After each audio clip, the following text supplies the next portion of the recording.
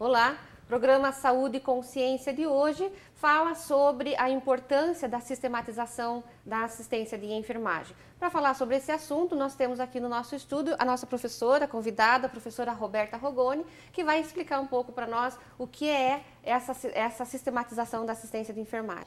Roberta, antes de a gente falar sobre sistematização, você é mais uma história de sucesso de egressos da Universidade Paranaense, né? Você é uma egressa aqui da Unipar de Umuarama, enfermeira, e voltou a casa agora como professora. Como foi essa tua trajetória? Conta pra gente assim rapidinho. Você ainda trabalhou no serviço público um pouquinho antes de vir para cá, né? Uhum. Então, quando eu iniciei a graduação, a gente inicia meio perdido, não sabendo para qual caminho seguir. Aí logo no segundo ano eu já comecei a direcionar as pesquisas, iniciação científica, PIC, PIBIC, monitoria, porque mais ou menos eu já sabia que eu queria a saúde pública e posteriormente a docência. E aí eu me inseri dentro desses programas, no segundo, terceiro, quarto e no quinto ano. E no caso, a minha grade era de 4, nesse quarto ano eu consegui um estágio remunerado. E aí foi onde eu tive o maior contato com a saúde pública. Então, assim, eu ficava na unidade básica de saúde, aí eu exercia as atividades realmente de enfermeiro. E aí eu conseguia associar toda a teoria que eu tinha dos professores com a prática assistencial. E aí, o que veio a agregar muito foi a parte da iniciação científica, né?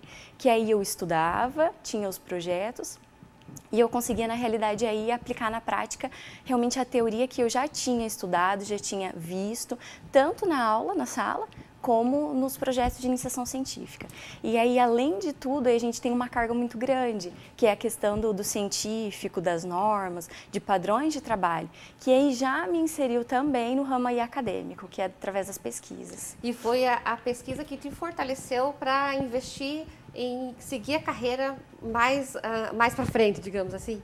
Com certeza. A porta do mestrado na Universidade Estadual de Maringá se abriu para mim, principalmente por conta da monitoria e dos projetos de iniciação científica, que é a pesquisa. Isso é importante no nosso acadêmico, de qualquer curso, né? Não precisa ser exclusivamente o curso de enfermagem, mas é importante, o acadêmico que tem o perfil, ou que tem a meta de ser docente, ele precisa começar a investir na sua graduação, né, professora? Certo.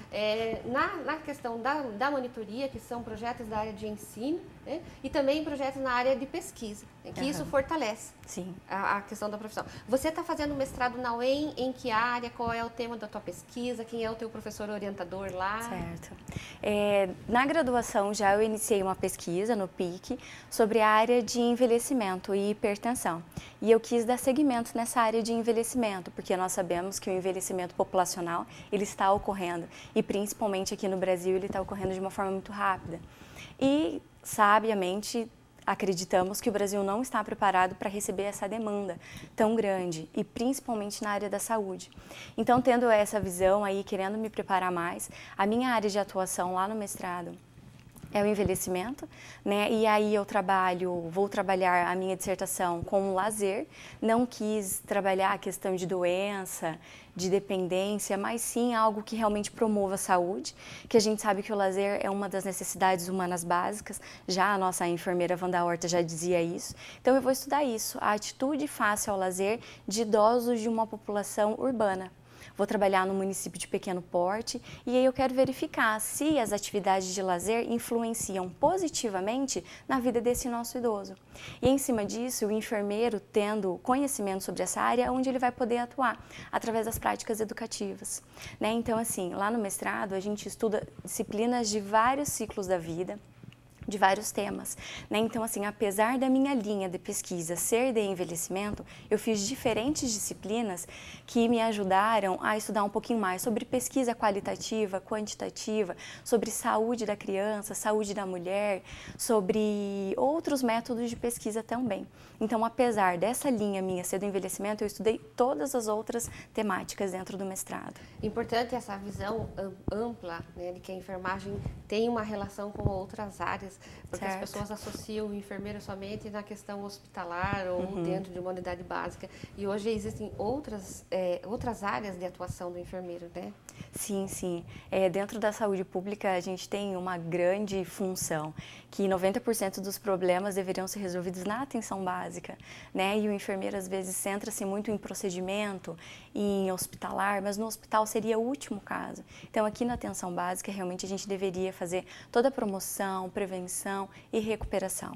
E além aí da atenção básica na saúde pública, nós temos ainda o ramo da auditoria, tem de liderança, gestão, tem a oncologia, tem muitos campos que a gente pode estar atuando. E no mestrado também a gente tem essa oportunidade. Já na graduação a gente já tem esse contato. E essa noção é um pouco mais resumida. E no mestrado a gente tem contato com diferentes profissionais de diferentes áreas, de diferentes universidades. E aí sim a gente começa a conhecer mesmo, com um pouco mais de profundidade, essas áreas. Quem é o seu professor orientador na UEM? A Lígia Carreira. Ela é especialista na área de envelhecimento. E é nas ciências da saúde ou na enfermagem? É específico do programa de pós-graduação da enfermagem, o PSE. Então, vamos agora falar de sistematização, né? Sim, vamos. Você está nessa área da enfermagem aí. O que é a sistematização da assistência de enfermagem, o SAI? A sistematização é uma forma metodológica da gente organizar a consulta de enfermagem. Então, a consulta de enfermagem, ela já foi legalizada nacionalmente desde o ano de 1986, com a Lei do Exercício do Profissional Enfermeiro. E pouca coisa a gente viu mudar, tanto na implantação da consulta, como desta forma de realizar a consulta que a gente utiliza, que é ou a sistematização ou o processo de enfermagem. O que ganha e quem ganha fazendo a consulta de enfermagem junto com o processo, junto com a SAI? Bom, ganha o profissional, porque ele consegue prestar com maior qualidade e otimizar o serviço dele. Ganha o paciente. Por que ele ganha? Porque ele recebe todos os procedimentos e as intervenções de uma forma mais precisa, mais científica, mais confiante e com resultado melhor. Ganha também a população, porque a população começa a ter um pouquinho mais de conhecimento do que é o enfermeiro, e quando ele procura o profissional de saúde, ele já sabe o que o enfermeiro representa e o que o enfermeiro consegue fazer para solucionar os problemas de saúde dele. E é importante a gente lembrar que a consulta de enfermagem junto com esse método, que é a SAI, não deve ser feita somente em pessoas que estão com doença. Ela também pode ser feita na saúde. Então, assim, a gente sempre dá o exemplo da puericultura, que é aquele acompanhamento que a criança não está doente, ela está saudável. A gente aplica a SAI para quê? Para que ela realmente continue saudável. Da mesma forma que a gente faz esse acompanhamento na mulher que vai fazer a coleta de preventivo, ela não está doente. Ela precisa dessa consulta para a gente identificar quais são os problemas que ela tem. E em cima disso a gente continua mantendo ela saudável. Então, a SAI ela vem para ajudar realmente a implantar a consulta de enfermagem de uma forma sistematizada, organizada e deliberada. O que é isso? O enfermeiro ele tem autonomia para decidir qual etapa ele pode seguir. Dentro desses problemas que ele levantou, quais as intervenções que melhor cabem naquela condição daquele paciente. E a SAI hoje, assim, em termos gerais no Brasil, ela é um critério obrigatório do Conselho? Alguns aderiram, outros não. Você tem essa panorâmica? Sim, a consulta de enfermagem, como eu havia dito, tem a resolução 159 do COFEM, que já nos traz que a consulta de enfermagem ela é obrigatória. E em 2009 saiu uma outra resolução do COFEM, a 358, que nos diz que a consulta de enfermagem reforça que é obrigatória e a utilização do processo de enfermagem também da sistematização também é obrigatório para a gente estar realizando, tanto em instituições públicas, privadas, assistência ambulatorial ou domiciliar, no caso do home care. Então, assim, se os enfermeiros pararem para pensar, nós estamos indo contra as resoluções do COFEM, porque ela é sim obrigatória e nós devemos realizar. A gente vê que essa sistematização ela ocorre na maior parte em grandes centros, Curitiba, São Paulo, Maringá, cidades mais interioranas, nós já temos os primeiros passos para essa implantação da consulta e da SAI, mas ainda acontece de uma forma muito lenta, muito demorada. E daí a gente tem uma série de fatores que nos justificam e nos indicam o porquê é implantado em determinados locais e outros não. Para implantar a SAI, nós precisamos de várias coisas. Primeiro, o gestor tem que querer implantar a consulta de enfermagem. nós temos que ter uma quantidade de recursos humanos adequado, porque o enfermeiro vai dispensar um pouco mais de tempo para estar realizando a consulta. Aí vem uma outra questão que nos diz, mas é muito demorada a consulta, eu não tenho tempo, eu tenho muito paciente para atender. Bom, dentro da política da empresa, nós podemos selecionar se nós vamos querer fazer a consulta de enfermagem completa, abordando todas as etapas, ou nós podemos fazer direcionadas ao problema do nosso paciente.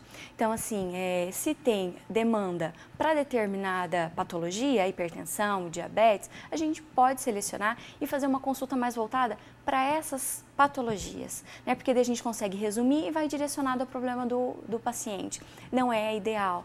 A ideal é que a gente consiga fazer todas as etapas da sistematização, que são 5. Aí a gente começa pelo histórico de enfermagem. Esse histórico a gente consegue fazer todo o levantamento do paciente, dos antecedentes familiares, aonde que ele mora, as condições de saúde. Conseguimos fazer o exame físico, que daí o enfermeiro tem que ter destreza e habilidade para reconhecer quais são os problemas e o padrão de normalidade, que nós podemos utilizar as técnicas propedêuticas, que é inspeção, palpação, a ausculta. A gente utiliza recursos para estar coletando esses dados. Entramos daí na segunda etapa, que é o diagnóstico de enfermagem, uma das partes mais importantes e cruciais deste momento, porque a gente levanta todos os problemas desse nosso paciente. A terceira etapa seria o planejamento da assistência, o que nós vamos fazer a partir de agora com esses dados que a gente coletou. E a gente traça as intervenções, e na quarta etapa a gente implementa, a gente realmente vai executar, e na quinta etapa a gente faz a avaliação. Tudo o que a gente fez está surtindo efeito nesse nosso paciente? Ou não? Então alguma coisa está errada, eu preciso rever qual etapa que não está de acordo e aonde está o erro da minha assistência que esse meu paciente não está apresentando melhora. Ok, é bem extenso mesmo, Exato. né? E ele vai utilizar o mesmo formulário, no caso da unidade básica de saúde, o mesmo formulário que é utilizado pelos outros profissionais para fazer todo esse registro. Exato. O ideal é que cada instituição formule o seu roteiro para seguir a consulta e para fazer o registro, né? Aqui em algumas ou em outras regiões, o enfermeiro tanto pode fazer essa consulta em registro comum a todos os profissionais, como ele pode ter um registro próprio, né? Então, assim, por conta de no prontuário do paciente não ter toda aquela questão que fala ocupa muito espaço, então a gente pode colocar a consulta completa de enfermagem no registro próprio e os pontos mais importantes das intervenções, os problemas mais relevantes da avaliação, nós podemos sim colocar no prontuário, que é comum a todos os profissionais fazer o registro. Ok, então, professora Roberta, obrigada pela sua presença aqui no programa, por essa explicação que os nossos ouvintes, os nossos telespectadores podem entender a importância do SAI, né? E a razão de se demorar tanto também na consulta, e também os nossos acadêmicos que estão nos assistindo, que possam entender o que é essa importância da sistematização da assistência de enfermagem. E agora eu vou falar com o professor Washington, que também é uma história de sucesso aqui da Universidade Paranaense Umuarama, né? É um egresso nosso, e ele veio aqui conversar conosco um pouco sobre a pós-graduação que ele está coordenando, que estão com as vagas abertas. Mas antes de nós falarmos sobre a pós-graduação, eu gostaria que ele falasse um pouco sobre a doação de órgãos, que eu acho que a gente nunca se cansa de fazer uma campanha em relação a isso, né, professor? Nós temos aqui na universidade também uma campanha de doação, é a campanha de doação de sangue, que é coordenado pelo PIA e tem o suporte do projeto de extensão Pronto Atendimento Ambulatorial de Enfermagem. Então, vamos falar um pouquinho sobre doação. Como é essa questão da doação, professor? Primeiramente, bom dia. Né? A respeito da doação de órgãos, hoje limita-se bastante em fazer o quê? Em avisar a sua família. Porque antigamente nós tínhamos algumas campanhas que você deixava escrito em RG, deixava escrito em carta no cartório. Hoje limita-se apenas em fazer o quê? Avisar a sua família. Porque a partir do momento que nós diagnosticamos uma morte encefálica, nós entramos em contato com a família, porque é um direito dela saber que aquele ente dela querido não está mais ali. Ele já foi a óbito. No momento que a gente termina, fecha esse protocolo, nós preenchemos o atestado de óbito dele e comunicamos à família. Aí fica a critério da família realizar ou não essa doação. Aí tem toda a parte cultural, né, da nossa região aqui, E o que? Aquele medo, posso desligar os aparelhos, vão desligar os aparelhos? Olha, legalmente pode-se desligar os aparelhos, né? A gente pode tirar toda a medida terapêutica empregada naquele paciente, porque ele é um paciente morto já, que não vai evoluir, não tem possibilidade dele evoluir a vida. Mas a família, ela cria assim uma situação de demora em relação à tomada dessa decisão, por questão de apego, por questão cultural, por questão de medo de desligar e, na verdade, não estar com morte encefálica? Existe muito isso ainda? Existe muito isso, sabe? Hoje, na verdade, sim, o governo federal ele vem divulgando assim incessantemente as campanhas para essa conscientização, porque tem o fator cultural esse infelizmente a gente não consegue sobrepor, né? Que é o fator que meu filho veio assim, vai assim. Eu já tive assim várias experiências dessa maneira e assim nós não estamos ali para fazer o quê? Para fazer coleta de órgãos nós estamos ali para fazer o quê? Para oferecer àquela família a oportunidade, né? De uma nova esperança ali para aqueles órgãos daquele familiar deles. E o que acontece? Quando nós temos a negativa, automaticamente fecha-se ali, né, a parte nossa de oferecer à família a doação de órgãos. Não quero, ou nós temos, por exemplo, às vezes tem casos onde o pai quer e a mãe não quer. Então, assim, a gente não pode criar essa discórdia na família. O pai quer, a mãe não quer, não é realizada a doação. Então tem que ser algo de comum acordo ali, tá, dos familiares de primeiro grau. E para gerar, assim, a gente procura gerar o quê? Algo bom para a família e não algo ruim, não a discórdia que a gente não tem como depois fazer o quê? Reverter ela, né? Geralmente o que acontece? A gente entra em contato às vezes com os familiares depois, os que fazem doação e os que não fazem doação, em torno de 50% a 60%, dos que não fizeram hoje, fariam a doação. Então, assim, porque é um momento traumático, a gente faz todo um acolhimento ali naquela família, mas, assim, às vezes eles não conseguem assimilar aquela informação, que é uma informação difícil, né? A própria abordagem é complicada, É difícil, né? Porque, assim, teoricamente, a gente imagina o coração batendo é o quê? Vida. E você chega lá, o coração está batendo, às vezes o paciente tem estímulos, né? Estímulos, ele tem o quê? Pequenas contrações, né? Pequenas flexões, e o que acontece? A família acha que está vivo, mas a partir do momento que fechou-se o protocolo de morte encefálica, é impossível ele estar vivo, porque não é assim, é um protocolo muito bem feito e estudado. Então, assim, tudo documentado, a família tem acesso a ele inteiro, né? Quando a gente faz a abordagem, inclusive, ele está em mãos ali para a gente mostrar o que aconteceu, o que deveria haver e o que não tem, né? A gente mostra ali a ausência do fluxo sanguíneo cerebral e o que acontece, e o atestado de óbito já, né? Então é algo que não tem como reverter. Só que assim, naquele momento é difícil assimilar isso para a família, porque ele olha ali, né? Ele olha ali e vê o coração batendo, ele olha no monitor e tem todos os sinais ali, né? E o fator cultural é difícil. O fator cultural realmente não tem. É muito forte ainda.